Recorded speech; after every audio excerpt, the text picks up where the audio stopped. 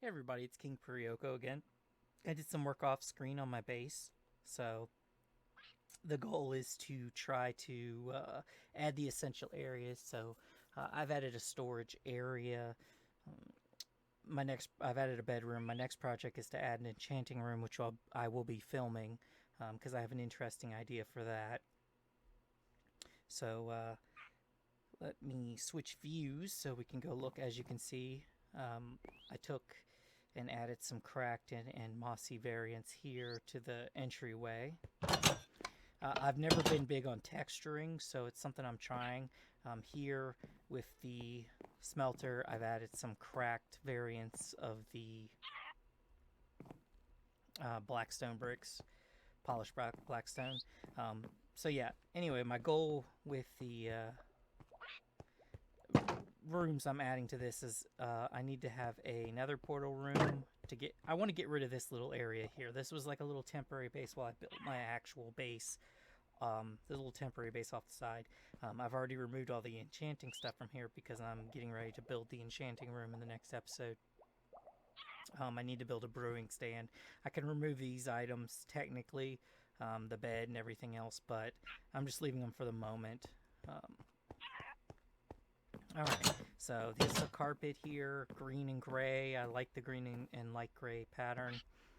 As you can see, 1.16 added the invisible item frames, which is now part of the actual game.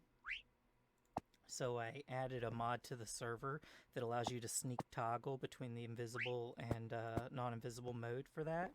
And then I use the polished basalt in lieu of the item frame because as you can see, you got the leather brownish reddish brown color, you got the oak color, and that contrasts a lot with this dark oak sign. So I think this just looks better because the polished basalt has some of the purplish gray kind of on the edging, so I think it just kind of blends in pretty well. I've also expanded the smelter by one and added this experience lock, which I could show you how it works real quick. Basically, behind this is a redstone torch that goes over on a redstone line, and then there's repeaters that go into the sides of these blocks here that these redstones are on. So when it's on, it turns off that torch, which allows these redstone torches to come on, which power these blocks and lock the hoppers, so that anything I put through the smelter I can remove manually, which will give me experience. And I'm using that in lieu of my zombie XP farm, just because I haven't decided exactly how I want to build it or how I want to create the pathway over to it or anything like that yet. I also added this storage area. I figured having it a little step down would be nice. It has got white concrete on the ceiling. On the floor I've got stripped oak logs that are crisscrossing patterns. Behind the chest I have brown terracotta. Then we have an edging of oak planks and stairs, and dark oak for the framing, stripped dark oak logs. Got some glowstone behind some spruce trapdoors there just for some additional light. A little shelf here with your stone cutter, your crafting table, your ender chest, and then a little mini farm here with some sweet berries to get me some food if I ever need it. Got the anvil and the grindstone up here. Sea pickles just for aesthetic, kind of look like candles. I can't wait till they add the actual candles into the game next time. With the ceiling, I did stone bricks. I don't know if I went over what I decided to do for the walls yet, but it's light gray concrete powder and quartz pillars. So anyway, with the ceiling stone bricks, and like I said, I never really do texturing, so this is me just trying out. So I put some of the cracked and mossy variants in here. I'm not sure if it looks good or not.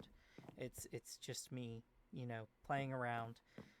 I always did like the pristine look, so this is kind of different for me. Then you have this little side area that goes over to the stairs with the white concrete ceiling again. Just a little decorative painting, a little armor stand. There's currently a torch inside. I plan on replacing it with an end rod. I need to get some more blaze rods though first, and then a little plant with some oak leaves. Now for the stairs, I decided to make this look like you're carving into the mountain. So it's stone with a little andesite as an accent, which I don't think looks too bad in the default vanilla texture pack. You get up to the landing, and this is like a little reading room. You get your little chairs. You can read your book, making use of the invisible item frame again. I got 2 armor stands that are down through the floor to act as the legs for the little table. Stripped dark oak log.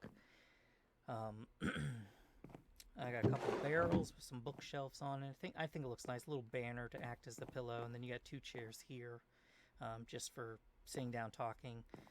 Little oak sapling as decorative plant. And we go up to the next floor. Long hallway here. This stairway here goes over to the mending vendor.